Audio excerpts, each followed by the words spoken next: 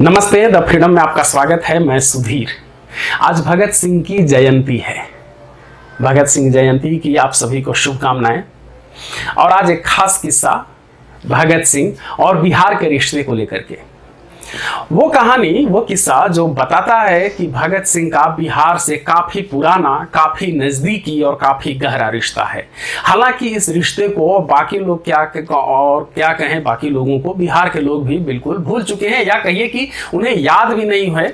वो कोई याद भी नहीं करना चाहता, कोई जानना भी नहीं चाहता। लेकिन आज ये जानना बहुत जरूरी है। ये एक तरह से इतिहास का विस्मृत अध्याय है, लेकिन इसके दस्तावेज हैं। ये कहानी शुरू होती है 1923 में। 1923 में उस समय भगत सिंह लाहौर में, नेशनल कॉलेज लाहौर के विद्यार्थी थे। उनकी पढ़ाई जिस तरह से हो रही थी, जिन किताबों को वो पढ़ रहे थे, जिन लोगों से मिल रहे थे, जिस तरह की वो चर्चा कर रहे थे, जिस तरह से वो सोच रहे थे, इसे लेकर के भगत सिंह के घर में काफ़ी परेशानी बढ़ रही थी। लोगों को लग रहा था कि ये कुछ अलग रास्ते पर जा रहे हैं। तो इस स्थिति में, जैसा कि आमतौर पर होता है कि अगर घर में किसी बच्चे को सुधारना है, सही रास्ते पर लाना है, उसे बांधना है, तो उसकी शादी करा दी जाती है। तो भगत सिंह की भी शादी की तैयारियां होने लगी। और जब सगाई होने वाली थी तो भगत सिंह ने देख लिया कि अब बचने का कोई रास्ता नहीं है, शादी हो ही जाएगी, लोग शादी कर ही देंगे। तो भगत सिंह घर छोड़ देते हैं। ये 1923 की बात है। घर छोड़ने से पहले पिता के नाम एक छोटा सा पत्र लिखते हैं। वो चिट्ठी भी हम लोग पढ़ लेते हैं, जो घर छोड़ने से पहले भगत सिंह ने अपने पिताजी के नाम लिखा था। पूज्य पिताजी, नमस्ते। मेरी जिंदगी मकसद आला यानी आज़ादी हिंद के असूल के लिए वक्फ हो चुकी है। इसलिए मेरी जिंदगी में आराम और दुनियावी ख्वाहिशात बायसे कशिश नहीं हैं। आपको याद होगा कि जब मैं छोटा था तो बापूजी ने मेरे यज्ञोपवीत के वक्त ऐलान किया था कि मुझे खिदमते वतन के लिए वक्फ कर दिया गया है। लिहाजा मैं उस वक्त की प्रतिज्ञा पूरी कर रहा हूँ। उम्मीद है आप मुझे माफ फरमाएंगे। आपका ताबेदार भगत सिंह। ये चिट्ठी लिख करके भगत सिंह चले जाते हैं कानपुर। कानपुर में योगेश चंद्र चटर्जी से उनकी भेंट होती है। उससे पहले वो कुछ दिन वहां अखबार बेच करके काम चलाते हैं भगत सिंह। फिर योगेश चंद्र चटर्जी से भेंट होती है तो उनके साथ कुछ काम करने लगते हैं।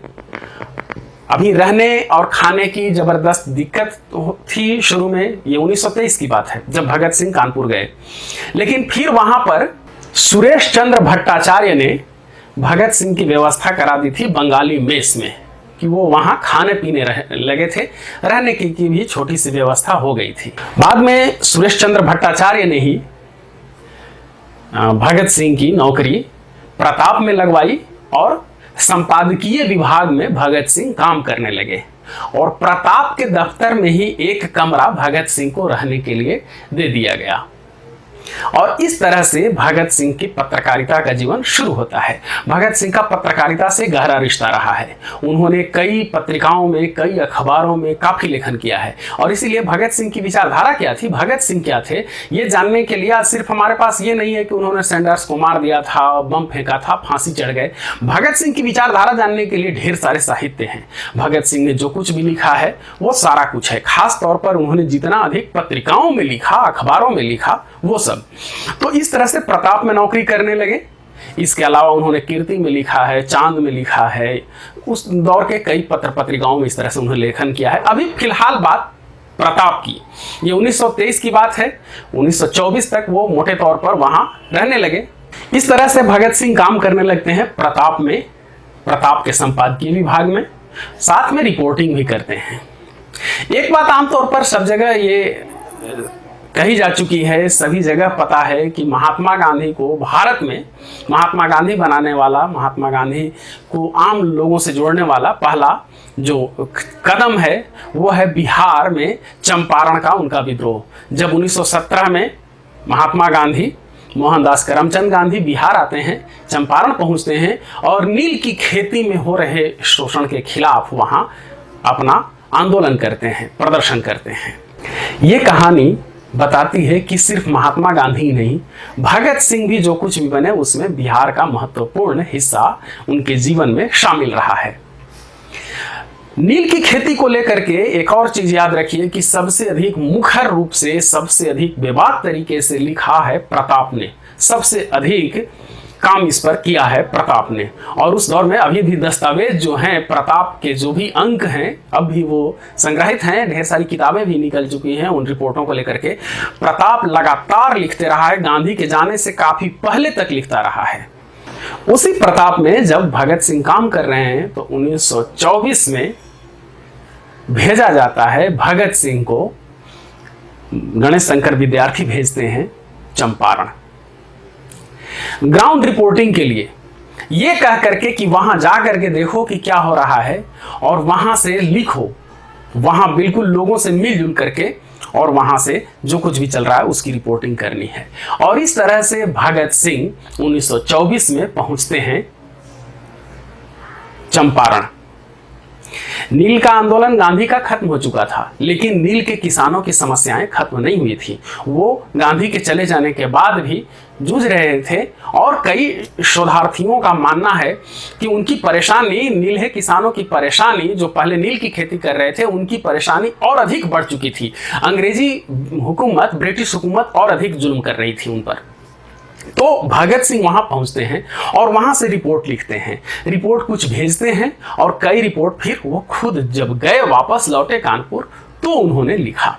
ये भगत सिंह का सबसे पुराना रिश्ता है बिहार से। ये पक्के तौर पर प्रमाणित बात है कि भगत सिंह बिहार आए, चंपारण आए, नील की खेती को लेकर के, नील किसानों की समस्याओं को लेकर के उन्होंने रिपोर्टिंग की। एक क्रांतिकारी के बजाय एक पत्रकार के रूप में बिहार आए थे पहली बार भगत सिंह। हालांकि बिहार बाद में भी आए वो, जब बेतिया का फणींद्र नाथ घोष गद्दार बन गया था, मुखबिर बन गया था अंग्रेजों का, तो उसने कहा था कि HSRA का गठन या पुनर्गठन कह लीजिए जब हुआ था तो भगत सिंह, चंद्रशेखर आजाद उसके साथ यहाँ आए थे बिहार में धन वगैरह की संभावना को देखने की, क्या कुछ पैसे वगैरह का इंतजाम हो सकता है बिहार में।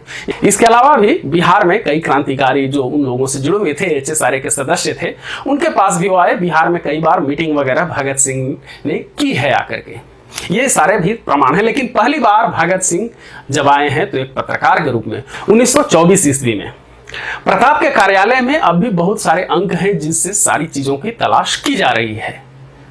हालांकि जिस तरह से एक धरोहर की तरह प्रताप कार्यालय को रखना चाहिए था, संजोना चाहिए था, उस तरह से किसी सरकार ने आज तक ध्यान नहीं दिया। और कार्यालय की वर्तमान स्थिति उस बिल्डिंग की बहुत ही खराब है, जो कभी गणेश शंकर विद्यार्थी, जिस प्रताप के संपादक होते थे, जहां से प्रताप निकलता था, जहां भगत सिंह ने काम किया है, अब वो बिल्डिंग किस दिन गिरेगी, किस हालत में गिरेगी, इसका कोई ठिकाना नहीं है। बहरहाल भगत सिंह का पत्रकार के रूप में बिहार आने को लेकर के, इस घटना के बारे में जानकारी लेने के लिए हमने बातचीत की भगत सिंह के सबसे बड़े शोधार्थी, भगत सिंह पर जिन्होंने सबसे अधिक रिसर्च किया है, शोध किया है, और भगत सिंह के वो सगे भांजे भी हैं, प्रोफेसर जगमोहन सिंह। उनसे हमने बातचीत की, सुनिए इस घटना पर उन्होंने क्या कहा। और भगत सिंह की जो सबसे पहली रिपोर्टिंग है मतलब किसानों पे, वो चंपारण से ही है। गांधी भी चंपारण से शुरू होता है जी, और भगत सिंह भी प्रताप के लिए चंपारण ही वो किसानों की मूवमेंट पे रिपोर्टिंग करने के लिए आते हैं। मतलब गणेश शंकर विद्यार्थी भेजते हैं उनको। अच्छा, तो वो भगत सिंह खुद आए थे चंपारण में? हाँ हाँ, वो पहली रिपोर्टिंग उनकी जो है जी, वो मतलब चंपारण से है। अच्छा, लोग कुछ याद कर रहे थे कि ये एक जगह थी जहाँ पर वो रहे हैं आके। देखिए, वो एक तो है कि जो मुझे मतलब जानकारी है, और एक क्योंकि मैंने वीडियो पे किसी को वहां पर चंपारण के को बुजुर्ग थे जी, तो वो कह रहे थे कि जी ये जगह है जहां पर भगत सिंह ठहरे थे, क्योंकि ये प्रमाणित है कि वो सुरेश भट्टाचार्य जी जो हैं वो मतलब डिप्टी एडिटर थे प्रताप के जी, और वो जो इनकी रिपोर्ट थी वो नहीं मैं निकाल पाया उसमें प्रताप अखबार से, लेकिन वो बहुत अप्रिशिएट किया गया था कि भगत सिंह कितनी अच्छी तरह चीजों को समझते हैं, किसानों की प्रॉब्लम को। कौन सा डिप्टी एडिटर सर उस समय? मतलब ये प्रताप अखबार निकलता था ना गणेश शंकर विद्यार्थी जी का। तो भगत सिंह उस वक्त वहाँ मतलब उनके साथ बलवंत के नाम पे काम कर रहे थे।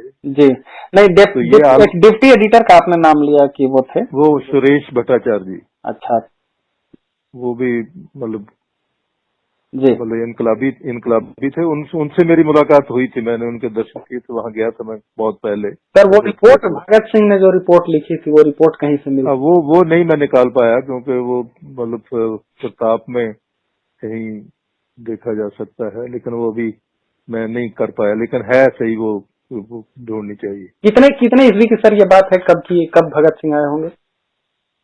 वही चंपारण जब चल रहा था, वो 70 नहीं, वो तो बहुत लंबे समय से चल रहा था, लेकिन गांधी आए 17 में, मतलब ये 24 की बात है।